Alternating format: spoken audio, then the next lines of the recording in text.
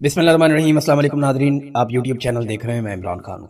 میں نے پچھلے ویلاگ میں آپ کو بتایا تھا کہ 24 گھنٹے بہت اہم ہیں اور اب وہ کاؤنٹ ڈاؤن چل رہا ہے۔ مذاکرات اور جنگ دونوں کی تیاری ہو رہی ہے۔ ڈونلڈ ٹرمپ نے ایک سٹیٹمنٹ دیا، لیکن ایک بڑا ہی خوفناک سٹیٹمنٹ ڈونلڈ ٹرمپ سے منسوب ہے اور یہ امریکی میڈیا نے جاری کیا ہے۔ یہ فاکس نیوز کے اوپر جرنلسٹ ہیں، انہوں نے رابطہ کیا ڈونلڈ ٹرمپ سے، اور ڈونلڈ ٹرمپ نے فاکس نیوز کو جو ایک سٹیٹمنٹ دیا ایران کے حوالے سے، وہ بڑا خوفناک ہے۔ اگر انہوں نے معاہدے پر دستخط نہ کیے تو پورا ملک دھماکے سے اڑا دیا جائے گا۔ یہ اب تک کا ڈونلڈ ٹرمپ کا ایک اور بڑا خوفناک سٹیٹمنٹ ہے۔ اس سے پہلے ڈونلڈ ٹرمپ نے پوری تہذیب، پوری سیولائزیشن تباہ کرنے کی بات کی تھی۔ اب ڈونلڈ ٹرمپ نے بات کی ہے کہ پورا ملک دھماکے سے اڑا دیا جائے گا۔ وہ جرنلسٹ ہیں، وہ یہ بتاتے ہیں کہ آج صبح میری ڈونلڈ ٹرمپ سے 20 منٹ تک بات ہوئی ہے۔ انہوں نے مجھے بتایا کہ اگر انہوں نے اس معاہدے پر دستخط نہ کیے تو پورا ملک دھماکے سے اڑا دیا جائے گا۔ اور ساتھ ہی ڈونلڈ ٹرمپ نے جو نام لیا، انہوں نے کہا سٹیو وٹکاف یہ جا رہا ہے مذاکرات کے لیے، اور جیرڈ کشنر یہ مذاکرات کے لیے جا رہا ہے پاکستان میں۔ ایک بات یاد رکھیے گا کہ یہ جو دونوں لوگ ہیں یہ اسرائیل کے زیادہ قریب ہیں، یعنی ان کی اگر پالیسی کو یا ان کے سٹیٹمنٹس کو آپ دیکھیں تو وہ اسرائیل کے ساتھ بہت زیادہ میچ کرتے ہیں۔ ان لوگوں پہ یہ الزام لگایا جاتا ہے کہ یہ امریکہ سے پہلے اسرائیل کو رکھتے ہیں اور اسرائیل کو ہمیشہ اہمیت دیتے ہیں۔ اب یہ دو لوگ آ رہے ہیں، اور جے ڈی وینس جو تھوڑے سے معتدل تھے، پچھلی مرتبہ وہ آئے تھے نائب صدر امریکہ کے، ان کے بارے میں ابھی تک کنفرمیشن نہیں ہے۔ کچھ ذرائع یہ کہہ رہے ہیں، یعنی اقوام متحدہ میں امریکی سفیر، انہوں نے یہ کہا کہ جے ڈی وینس جائیں گے پاکستان، جبکہ کچھ جو وائٹ ہاؤس کے ذرائع ہیں انہوں نے اس بات کو کنفرم نہیں کیا۔ انہوں نے کہا جی یہ دو لوگ جائیں گے، صرف سٹیو وٹکاف جو اس ریجن کے اندر امریکہ کے نمائندے ہیں ڈونلڈ ٹرمپ کے، اور دوسرا ان کا داماد جیرڈ کشنر، اور یہ دونوں لوگ اسرائیل کے بہت قریب ہیں۔ تو پھر آپ مذاکرات میں بہت ہارڈ لائن دیکھیں گے امریکہ کی جانب سے۔ ڈونلڈ ٹرمپ نے ایک اور ٹویٹ کیا کہ جی ایران نے کل آبنہ حرمت میں گولیاں چلانے کا فیصلہ کیا، جو ہمارے جنگ بندی کے معاہدے کی مکمل خلاف ورزی ہے۔ ان میں سے کئی ایک فرانسیسی جہاز اور برطانیہ کے ایک مال بردار جہاز کو نشانہ بنا کر چلائی گئی۔ یہ کوئی اچھی بات نہیں تھی، نہ ہے۔ اور ساتھ ہی انہوں نے کہا میرے نمائندے اسلام آباد پاکستان جا رہے ہیں، وہ کل شام وہاں مذاکرات کے لیے موجود ہوں گے۔ ایران نے حال ہی میں اعلان کیا کہ وہ آبنہ حرمت کو بند کر رہے ہیں، جو کہ عجیب ہے کیونکہ ہماری ناکہ بندی اسے پہلے ہی بند کر چکی ہے۔ وہ انجانے میں ہماری مدد کر رہے ہیں اور اس راستے کے بند ہونے سے نقصان انہی کا ہوگا۔ روزانہ 50 کروڑ ڈالرز کا نقصان انہیں ہوگا، امریکہ کا کچھ نقصان نہیں ہو رہا۔ در حقیقت اس وقت کئی جہاز امریکہ، ٹیکساس، لیوزیانا، الاسکا کی طرف جا رہے ہیں تاکہ وہاں سے سامان لدوا سکیں، یعنی وہ پیٹرولیم مصنوعات وہاں ملتی ہیں، اور یہ سب IRGC کی بدولت ہے جو ہمیشہ سخت گیر بننا چاہتے ہیں۔ ہم ایک بہت ہی منصفانہ اور معقول ڈیل کی پیشکش کر رہے ہیں اور مجھے امید ہے کہ وہ اسے قبول کر لیں گے، کیونکہ اگر انہوں نے ایسا نہ کیا تو امریکہ ایران کے ایک ایک پاور پلانٹ اور ایک ایک پل کو تباہ کر دے گا۔ اب مزید کوئی رعایت نہیں کی جائے گی، وہ بہت تیزی سے اور آسانی سے ڈھیر ہو جائیں گے، اور اگر وہ ڈیل قبول نہیں کرتے تو یہ میرے لیے اعزاز کی بات ہوگی کہ میں وہ کروں گا جو کیا جانا ضروری ہے، اور جو گزشتہ 47 سالوں سے دوسرے امریکی صدور کو ایران کے ساتھ کر دینا چاہیے تھا۔ اب وقت آ گیا ہے کہ ایران کی اس کلنگ مشین کا خاتمہ کیا جائے۔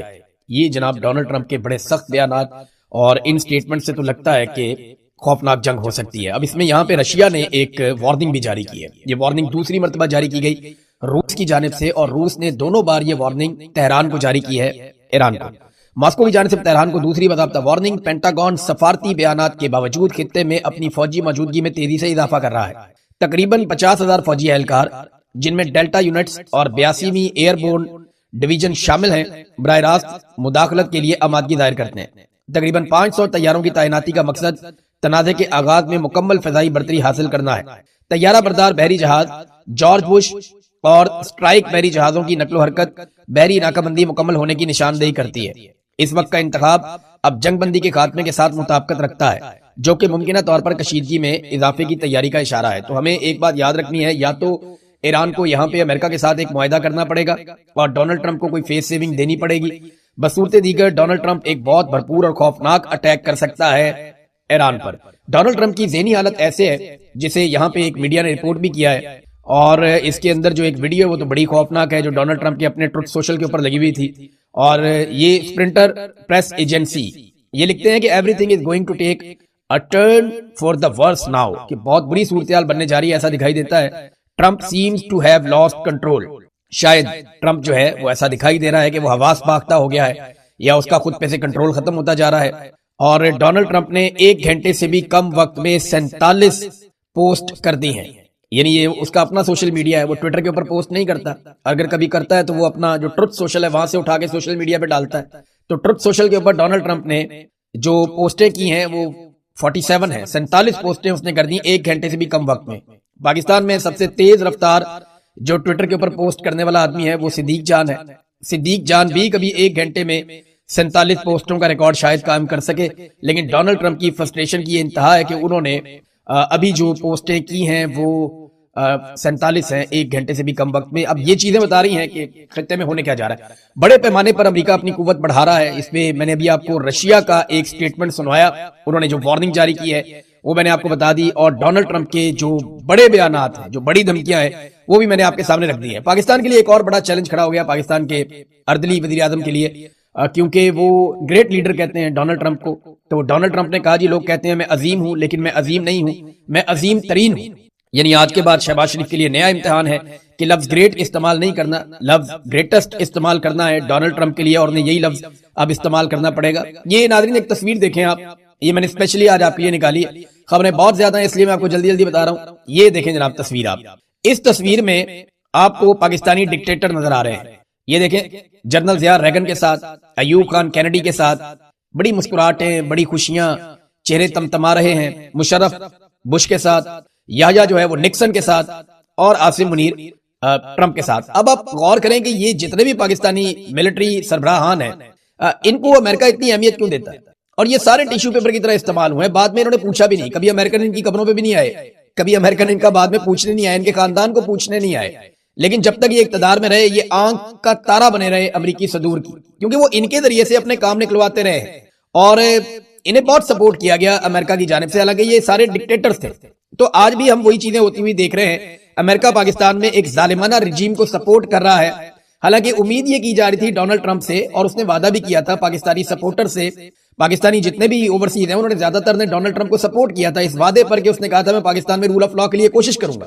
لیکن ڈونلڈ ٹرمپ نے جن لوگوں نے رول آف لا کی دھجیاں اڑائیں ان کے ساتھ ایک نیکسس بنا لیا. اب صورتحال بالکل مختلف ہے. ایک اور چیز ناظرین, جہاں اب امریکہ اپنی خطے میں قوت بڑھا رہا ہے نا, امریکہ کو ایک اور عادت ہے کہ وہ شو آف کرتا ہے. امریکہ بتاتا ہے کہ یہ اس کی قوت ہے, اس کے ذریعے سے وہ دشمن کے اوپر روب ڈالتا ہے, وہ دھاک بٹھاتا ہے دشمن کے اوپر. وہیں جو ہے وہ ایران نے بھی ایک سٹیٹمنٹ جاری کیا ہے. ایران اپنے ہتھیاروں کی نمائش اس وقت تو نہیں کر سکتا, اس کی مجبوری ہے, لیکن ایران نے دنیا کو جو ہے وہ حیران تو کی ہے اپنے ہتھیاروں کے ذریعے سے, اپنی حکمت عملی کے ذریعے سے. اس وقت ایران یہ رسک نہیں لے سکتا کہ وہ اپنے ہتھیاروں کو سامنے لائے اور اس طریقے سے وہ نمائش کرے جیسے امریکہ اپنے ہتھیاروں کو پورے ریجن کے اندر پھیلا رہا ہے. ایسے وہ بھی نہیں کر سکتے, کیونکہ پاکستان تحریک انصاف کے بعد ایک ہی جگہ پہ طاقت ہے, اور وہی عوامی مینڈیٹ کی حکومت ہے, خیبر پختونخوا حکومت. وزیر اعلیٰ سہیل افریدی کے اوپر سارے ٹاؤٹ ایک ساتھ چھوڑ دیے گئے. اچانک سے سارے مل کر حملہ آور ہو گئے, اور اب تک کچھ سیاسی رہنما ہیں, کچھ ٹاؤٹس ہیں, کچھ صحافی ہیں, کچھ جو ہے وہ دیگر لوگ ہیں, یہ رل مل کے سہیل افریدی کو پڑ گئے ان کے ایک سٹیٹمنٹ کے بعد. یہ سارا کچھ کیوں ہو رہا ہے میں آپ کو وہ حقیقت بتاؤں گا جو آپ سنیں گے تو آپ کو سمجھ آئے گی کہ ایکچولی بات یہی ہے. اچھا پہلے یہ بندے ذرا دیکھ لیں کس کس کو لانچ کیا گیا. طاہر اشرفی صاحب جو قابل ذکر تھوڑے سے لوگ ہیں, مولوی, اور ایمل ولی خان, اور اس کے علاوہ عمران اسماعیل, فواد چودھری کا ایک سٹیٹمنٹ ہے, تارڑ وغیرہ جو حکومتی ہیں انہوں نے تو یہ بات کرنی ہے, اور اس کے علاوہ جو ہے وہ فیصل کریم کنڈی اور دیگر بہت سارے لوگ ہیں, یہ سارے لانچ ہو گئے. انہیں کہا گیا جی آپ چڑھ جاؤ سارے سہیل افریدی کے اوپر, اور بڑا غصہ سہیل افریدی پہ انہوں نے کیا. سہیل افریدی نے ایسا کیا کہا جس کو بنیاد بنا کے سارے رل کے انہیں پڑ گئے. یہ نا پاکستان کی ملٹری اسٹیبلشمنٹ کا ایک پرانا طریقہ کار ہے کہ اپنے مخالف کو ایک قدم پیچھے ہٹاؤ. جب یہ اسے ایک قدم پیچھے ہٹاتے ہیں تو پھر اس سے دو فائدے ہوتے ہیں. ایک تو اسٹیبلشمنٹ کا اپنا ایک قدم آگے آ جاتا ہے, اور دوسرا اسٹیبلشمنٹ اپنے مخالف کو پیچھے ہٹنے کی عادت ڈالنا شروع کر دیتی ہے کہ اب تم نے پیچھے ہٹنا ہے. تو پہلا قدم جس نے پیچھے ہٹا لیا اس کا بیڑا غرق ہو گیا. یہ پاکستان کی اسٹیبلشمنٹ کا طریقہ واردات ہے. اب اس میں سہیل افریدی کافی عرصے دن کے قابو نہیں آ رہا, اور یہ شخص جانتا ہے کہ دکھتی رگ کہاں پہ ہے, مجھے کس جگہ پہ ہٹ کرنا ہے. یہ شخص اتنا جانتا ہے. دیکھیں 5 مرتبہ یہ بندہ گیا اپنے لیڈر کو ملنے کے لیے اڈیالہ جیل میں, کیونکہ مینڈیٹ اس کا ہے. خیبر پختونخوا کے عوام تو جانتے نہیں سہیل افریدی کو, نہ وہ جانتے ہیں گنڈا پور کو, نہ وہ جانتے ہیں جنید اکبر کو, وہ تو جانتے ہیں جناب عمران خان کو. انہوں نے ووٹ دیا عمران خان کو, اور ان ساروں کو کہا کہ تمہاری ڈیوٹی عمران خان کو جیل سے باہر نکالنا ہے, باقی ہمیں تم سے کچھ نہیں چاہیے. یہ ہوا تھا الیکشن. اب یہ بندہ جا کے اپنے لیڈر کو ملنا چاہتا ہے, اس سے ویژن لینا چاہتا ہے کہ جناب آپ کا مینڈیٹ بتائیں صوبہ کیسے چلانا ہے. 5 مرتبہ وہ آدمی اپنے صوبے سے نکلتا ہے, عدالتی احکامات ساتھ لیتا ہے, खुले अदालती अहकामात के बावजूद उस शख्स की उसके लीडर से मुलाकात नहीं करवाई जाती, बल्कि एक एसएचओ लेवल का आदमी उसे वहां पर रोक लेता है और रोक के उसको हर मर्तबा बेइज्जत करके वापस भेज देते हैं। अब ये तो सबको मंजूर है, लेकिन सुहेल अफरीदी ने जब कुछ चीजें बताई तो वो उन्हें मंजूर नहीं है। लेकिन हुआ ये कि खैबर पख्तूनख्वा में ना बहुत सारे मिलिट्री ऑपरेशंस हुए हैं। ये जितने भी मिलिट्री ऑपरेशन होते हैं ना, इनके अंदर बहुत सारी ऐसी चीजें होती हैं जिनसे हमेशा हर मिलिट्री जान छुड़ाना चाहती है। जब भी आप कहीं पे मिलिट्री ऑपरेशन करेंगे, जितनी मर्जी अच्छी फौज हो, वो कोई ना कोई गांधा जरूर मारेगी। ये बलूचिस्तान में हुआ, बलूचिस्तान के लोगों को आर्मी शिकवा। जो अकबर बुक्टी का मामला था वो क्या था, एक डॉक्टर के साथ रेप का मामला था, वहां से मामला सारा उठा था। इसी तरह खैबर पख्तूनख्वा में जब ऑपरेशन हुए हैं तो वहां पे लोगों को बेशुमार शिकायत है और बहुत सारी मैं जानता हूं, लेकिन हम इसके ऊपर बात नहीं करते। देखिए, जितने भी सियासतदान होते हैं ना, या जो अलीट के लोग होते हैं, जो हुकूमतों के अंदर आते हैं, उनके बहुत बड़े बड़े स्टेक होते हैं सिस्टम के अंदर। उन स्टेक्स की वजह से वो लोग बहुत सारी बातें पी जाते हैं, या बहुत सारी बातें जो करने की होती हैं वो नहीं करते। वो ये कहते हैं कि यार ये बातें करेंगे तो मामला खराब हो जाएगा, मेरा ये वाला स्टेक है ये खराब हो जाएगा, मेरी हुकूमत खराब हो जाएगी, मेरे ताल्लुकात एस्टेब्लिशमेंट से खराब हो जाएंगे। लेकिन अजीब बात यह है कि ये जो वजीर आला खैबर पख्तूनख्वा का, इसके स्टेक्स बाहर नहीं है, इक्तदार में भी नहीं है अभी तक। इसका जो वाइड स्टेक है, जो बहुत बड़ा, वो अडयाला जेल के अंदर बंद है। और ये है मिडिल क्लास आदमी, इसको इस बात का पता है कि ये सारी जिंदगी भी एड़ियां रगड़ता, एस्टेब्लिशमेंट की भी गुलामी कर लेता, तो ये कभी वजीर आला खैबर पख्तूनख्वा नहीं बन सकता था। इमरान खान के साथ वफादारी निभाई है, उसके नजरिए के साथ खड़ा हुआ है, तो ये वजीर आला खैबर पख्तूनख्वा बन गया है। उसको इस बात का पता है। देखिए, अगर सुहेल अफरीदी ने किसी वक्त भी इस हुकूमत को अपनी कमजोरी बनाया, या किसी वक्त भी पाकिस्तान की एस्टेब्लिशमेंट को इस बात का जरा सा भी शुबा हुआ कि इस आदमी को अपनी हुकूमत गिरने का खतरा है, या इसको अपनी हुकूमत से प्यार हो गया है, तो फिर वहां कहानी खत्म हो जाएगी सुहेल अफरीदी की। उसे इस बात की परवाह नहीं है, और उसने अब वो सच बोलना शुरू किया जिस सच को हमेशा बड़े बड़े लोग छुपाते रहे हैं। देखिए, मैं इस पे एतराज कर दिया, एकदम रोला डाल दिया जी, मस्जिद के अंदर कुत्ते बांधे फौज ने, और हमने जब उन्हें कहा, उन्होंने कहा आप भी कुत्तों की तरह ही हो, यानी आप में कोई फर्क नहीं है कुत्तों में और आप में। और ये सुहेल अफरीदी ने एक बात बताई, लेकिन यहां सुहेल अफरीदी ने एक बात नहीं बताई, और बातें भी बताई थी। सुहेल अफरीदी ने यह भी बताया था कि एक एक घर की 10-10 लाशें हमने उठाई। इस पे तो किसी ने सवाल नहीं उठाया, किसी ने नहीं कहा कि सुहेल अफरीदी झूठ बोल रहा है। सुहेल अफरीदी ने एक और मुतालबा भी किया था कि मेरा मुतालबा है कि बॉर्डर पर तैनात तमाम लोगों के असासे पब्लिक किए जाएं, ताकि हकीकत सबके सामने वादे हो जाए कि वहां से ये लोग अंधाधुंध पैसा बना रहे हैं, सिक्योरिटी फोर्सेज के लोग। इसके ऊपर भी किसी ने आवाज नहीं उठाई, इसके ऊपर भी किसी ने रोला नहीं डाला। अब इन बातों के ऊपर भी तो आवाज उठानी चाहिए ना। बेगुनाहों की अमवात का भी उसने जिक्र किया, उसके ऊपर किसी ने बात ही नहीं की। सारे के सारे आगे मस्जिद वाली बात पे। हालांकि एक इंसानी जान की हुर्मत काबे की हुर्मत से ज्यादा है, ये मेरा दीन कहता है। मैं कोई बाहर से नहीं लेकर आया ये स्टेटमेंट, और ये मैंने इन्हीं मौलवियों से सुनी है जो इस वक्त उछल उछल के बयान दे रहे हैं कि एक इंसानी जान की हुर्मत जो है वो काबे की हुर्मत से ज्यादा है। तो आप एक मस्जिद की बात करते हैं, यानी यहां पे आप मस्जिद की बात करते हैं, ओवर रिएक्ट कर रहा है सिस्टम। ये सिस्टम बहाना ढूंढ रहा है कि कहां पे हम सुहेल अफरीदी को दीवार के साथ लगाएं या एक कदम पीछे हटाएं। आज से कुछ अर्सा पहले आपको याद होगा, एक अजान देने का सिलसिला शुरू हुआ था पाकिस्तान के बाहर। वो दोस्त हैं, उन्होंने ये शुरू किया था, अहमद अली साहब वगैरह, कि जनाब हमने अजान देनी। तो उन्होंने अजान देने का सिलसिला शुरू किया और एक उसका नाम भी रखा मिशन नूर। तो एस्टेब्लिशमेंट में फौरी तौर पे उनको एक कदम पीछे हटाने के लिए मिशन नूर के नाम को मुतनाज़ बना दिया। मौलवी लॉन्च कर दिए, बंदे लॉन्च कर दिए। अच्छा, उन लड़कों ने कहा जी हम तो एक कदम पीछे नहीं हटते, इसका यही नाम रहेगा। उन्होंने पहली मर्तबा कहा कि ब्लैकमेल नहीं होते, जो करना कर लो, और उन्होंने कामयाब अपना मिशन पूरा भी करके दिखाया।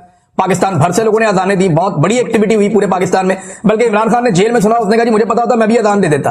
तो अब ये सुहेल अफरीदी को दीवार से लगाना चाहते हैं, एक कदम पीछे हटाना चाहते हैं, ओवर रिएक्ट कर रहे हैं। ये कोई इतना बड़ा स्टेटमेंट सुहेल अफरीदी ने नहीं दिया। एक इंसान की जान की कीमत इससे ज्यादा है, जो ये मस्जिद के अंदर कुत्ते या जानवर बांधने वाली बात है। और अभी मैं आपको बताऊंगा कि उसके सबूत अब सामने आना शुरू हो गए, लोग उस पर बात करना शुरू हो गए। ये ओवर रिएक्ट कर रहे थे ना। इस मुल्क में जजों के कमरों के अंदर कैमरे लग गए कि उनकी और उनकी जो फैमिली है, इनके जो खलबत के लम्हात है उनको फिल्मा दिया जाए। पार्लियामेंट और पार्लियामेंट लॉजेस के ऊपर कब्जे हो गए। यहां पे चढ़ दौड़े नकाब पोश, यहां पे हजारों चादर और चार दीवारियों का तकद्दुस पामाल हो गया। इंसानों की जबरी तौर पे गुमशुदगियों का एक लामुतनाही सिलसिला जारी है बड़े लंबे अरसे से। निहत्ते इंसानों पर गोलियां बरसाकर बार बार लाशें बिछाई गई इस मुल्क के अंदर। औरतों को सड़कों पर घसीटा गया, गालियां दी गई, धमकियां दी गई, बहन बेटियों और बहुओं को अगवा किया गया सिर्फ एक अस्करी आईनी तरमीम के लिए। माओ के गिरबानों में हाथ डाला गया सिर्फ इलेक्शन चोरी करने के लिए। पूरा का पूरा इलेक्शन ही चोरी कर लिया गया।